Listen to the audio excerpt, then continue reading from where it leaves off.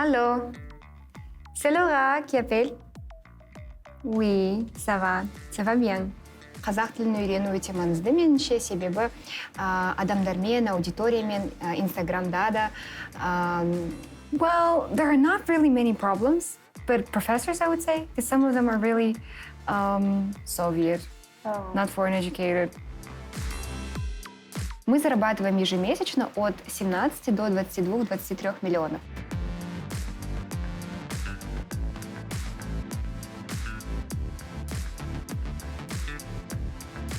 Я предприниматель в сфере образования, также полиглот. Наша компания помогает ребятам поступать за рубеж. И мы предоставляем услуги очень широкого спектра, то есть обучение языкам, подготовка к экзаменам и сопровождение по поступлению. И мы также развиваемся как стартап. На текущий момент мы привлекли уже более $200 тысяч инвестиций. Я поняла вот к концу бакалавриата, что вот это реально мое, что я хочу этим заниматься. На тот момент я встретила своего молодого человека, сейчас уже супруга, и мы вдвоем, вдвоем было не страшно. И мы вот начали как-то с малого, без никаких инвестиций, купили за 5000 тенге Инстаграм-аккаунт с накрученными подписчиками, и так вот начали. Это был 2018 год, развивались как традиционный бизнес, после пандемии поняли, что надо уходить в онлайн, делать какой-то автоматизированный продукт.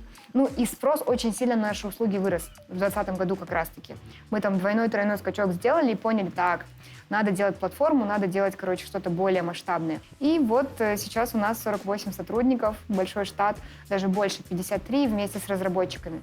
А почему именно эти языки? Наверное, интерес к культуре латинской, он у меня всегда был. То есть я хотела бы заниматься латиноамериканскими танцами, но в детстве меня не отдавали. К сожалению, вот к старшим классам это начало проявляться.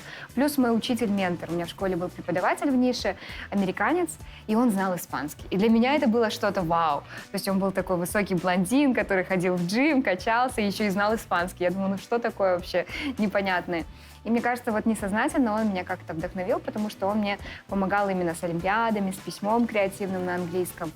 Потом вот началась история с испанским, там уже и бачата, социальные танцы, сальса, то есть вся вот эта культура. То же самое французский, это стратегический язык, один из 6 языков ООН.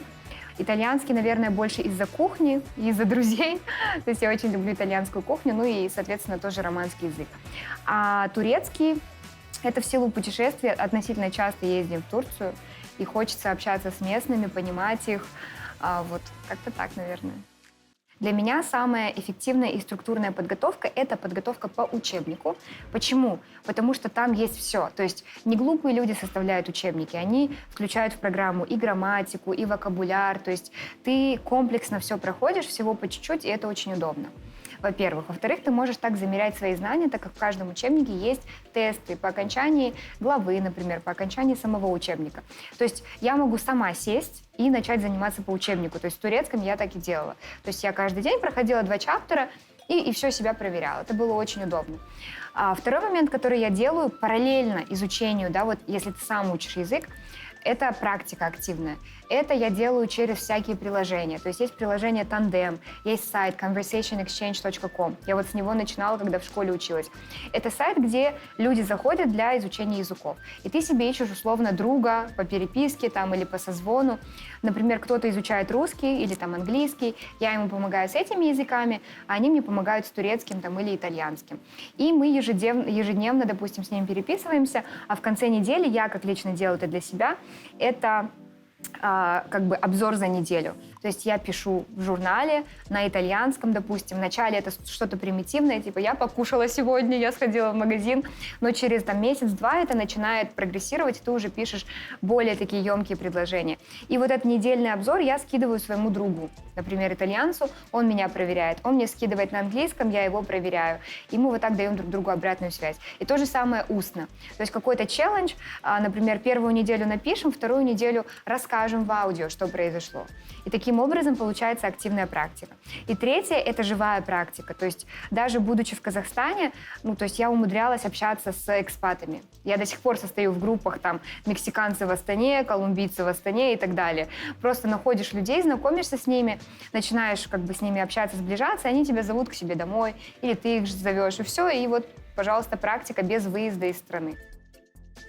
Я считаю, что каждый человек может изучить, сделать все, что угодно. Самое главное — это количество повторений. Просто кому-то требуется 10, а кому-то 1000, чтобы дойти до того же результата.